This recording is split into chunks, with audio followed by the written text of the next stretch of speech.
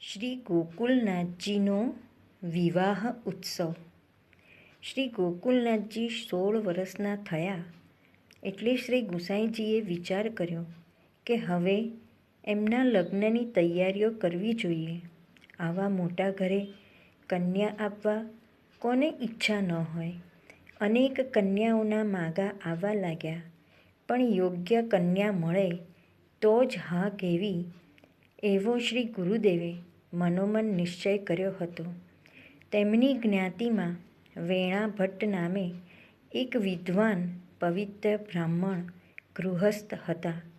તેમને પાર્વતી નામે કન્યા હતી. એક દિવસ તેમને ત્યાં જ્યોતિષ શાસ્ત્રના જાણકાર એવા વિદ્વાન કાશીથી આવી ચડ્યા. તેમણે કહ્યું, ભટ્ટજી, તમારી આ દીકરી મહાભાગ્યવાન છે. તે રાજસુખ ભોગવશે. જે ઘરમાં રાજમહેલની સમૃદ્ધિ હશે, પ્રભુ પ્રેમની પવિત્રતા હશે, તે ઘરમાં તેના લગ્ન થશે. એક વખત વેણા ભટ્ટે શ્રી ગોકુલનાથજીને જોયા. તેમને લાગ્યું કે મારી પાર્વતી માટે આમનાથી વધારે સુયોગ્ય પાત્ર અન્ય હોઈ શકે જ નહીં.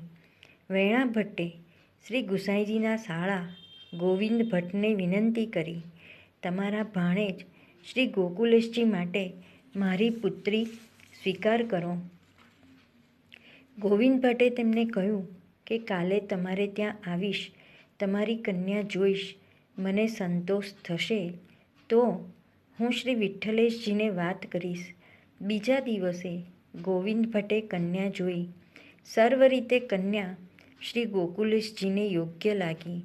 ગોવિંદ ભટ્ટે શ્રી વિઠ્ઠલનાથજીને કન્યા અંગે વિગતવાર વાત કરી. શ્રી ગુસાઈજીએ પોતાના વહુજી શ્રી પદ્માવતીજીને અને સૌથી મોટા બેટીજી શ્રી શોભાજીને બોલાવ્યા અને તેમનો અભિપ્રાય પૂછ્યો.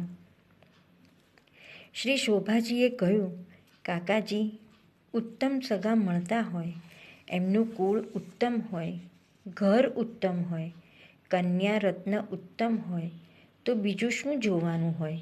એમાં મામાજી ખાતરી આપતા હોય તો વિચાર કરવાનો હોય જ નહીં. હવે વિલંબ કરવા જેવો નથી. છતાં એકવાર મામાજી, તમે તે કન્યાને અહીં લઈ આવો. અમે સૌ પણ તેને જોઈ લઈએ. ગોવિંદ ભટ્ટ બીજા દિવસે કન્યાને પોતાની સાથે લઈ આવ્યા. સૌએ કન્યાને જોઈ સૌ પ્રસન્ન થયા. શ્રી ગુસાઈજીએ પોતાનો વરદશ્રી હસ્ત કન્યાના મસ્તકે ધરી સૌભાગ્યવતી ભવ એવા આશીર્વાદ આપ્યા અને પ્રસાદથી ગોદ ભરાવી. શ્રી ગુસાઈજીએ રઘુનાથ પંડ્યા નામના જોશીને બોલાવીને કહ્યું, જોશીજી, આ જન્મ પત્રિકા જોઈને કહો, અમારા શ્રી વલ્લભ સાથે લગ્નનો યોગ કેવો જણાય છે.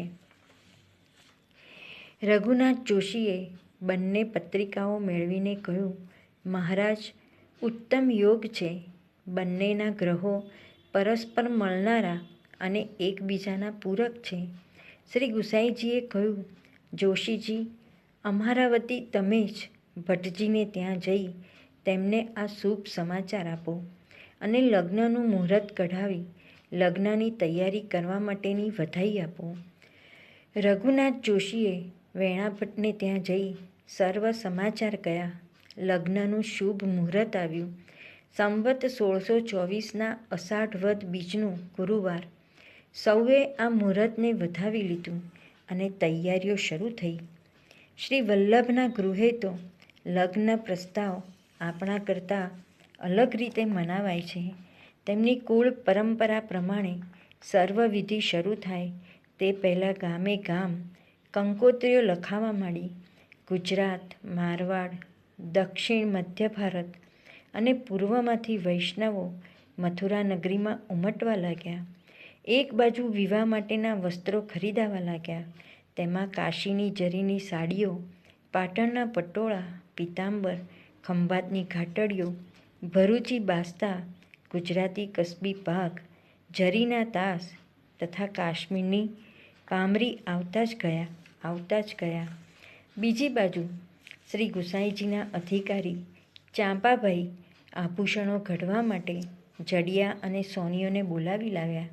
ત્રીજી બાજુ સામગ્રી માટે અનાજ, સૂકા મેવા તેમ નાની તૈયારીઓ થવા લાગી. દરજીઓ વસ્ત્ર સીવવા બેઠા, કારીગરો દાગીના બનાવવા બેઠા. શ્રી ગુસાઈજીની હવેલીને રંગ કરવાનું કામ પણ શરૂ થયું. આમ લગ્નની સર્વ તૈયારીઓ સારી રીતે સંપન્ન થઈ. જેઠ સુદ 11 શ્રી ગુસાઈજી સ્વયં વેવાઈને ત્યાં નોતરા આપવા પધાર્યા. જેઠ સુદ 12 દ્વારે મંગલ બંધનવાર બંધાયા. લગ્ન વિધિઓની એક પછી એક શરૂઆત થઈ. સૌ આનંદથી માલતા હતા. હોંશથી લગ્ન ગીતો ગાતા હતા. વૈષ્ણવો કીર્તન કરતા, નાચતા હતા. સૌ નાની મોટી સેવામાં દોડાદોડી કરતા હતા. આમ કરતાં લગ્નનો દિવસ આવ્યો. ધામધૂમથી વરઘોડો નીકળ્યો. શ્રી ગોકુલેશજીને સુંદર વસ્ત્રાભૂષણ ધરાવવામાં આવ્યા. શ્રી મસ્તકે પુષ્પનો સહેરો બંધાયો. સૌ ભાઈ બહેનોએ ભાઈને કુમકુમ તિલક કરી શ્રી હસ્તમાં શ્રીફળ આપ્યું. શ્રી વલ્લભવર ઘોડેસવાર થયા. માધવદાસભાઈએ શ્રી ગુરુદેવને વિનંતી કરી એટલે શ્રી ગોકુલેશજીના મસ્તકે છત્ર ધરવાની સેવા તેમને મળી. ગોધરાના નાગજીભાઈને, અસારવાના ભાઈલા કોઠારીજીને, દેવરાજભાઈને ચામર ઢોળવાની સેવા પ્રાપ્ત થઈ. મથુરાવાસીઓ એમ કહેતા કે આવો વરઘોડો મથુરાના ઇતિહાસમાં કદી જોયો નથી. મથુરાના રાજમાર્ગ ઉપર કલાકો સુધી ફર્યા પછી વરઘોડો વેવાઈના માંડવે પહોંચ્યો. શ્રી ગોકુલેશજીનું ત્યાં વેદ મંત્રોચ્ચારથી સ્વાગત કરવામાં આવ્યું. પછી લગ્નની વિધિ શરૂ થઈ. બંને વરવધુ સામસામે ચોખાના ટોપલામાં બિરાજ્યા હતા. મેઘશ્યામ વર્ણા શ્રી ગોકુલેશજી અને ગૌર વર્ણના શ્રી પાર્વતીજી રાધા કૃષ્ણની જુગલ જોડી જેવા શોભતા હતા. અષાઢ વદ છઠના દિવસે જાનને વળાવવામાં આવી. વેણા ભટ્ટજી પાછળથી પહેરામણીનો સાજ લઈને આવ્યા. તેમણે શ્રી ગુસાઈજીને હાથ જોડી વિનંતી કરી, મહારાજ, આપ ચંદ્ર જેવા છો. આપની પાસે તો હું આજ્ઞા જેવો છું. યથાશક્તિ જે કંઈ લાવ્યો છું તે આપ સ્વીકારજો.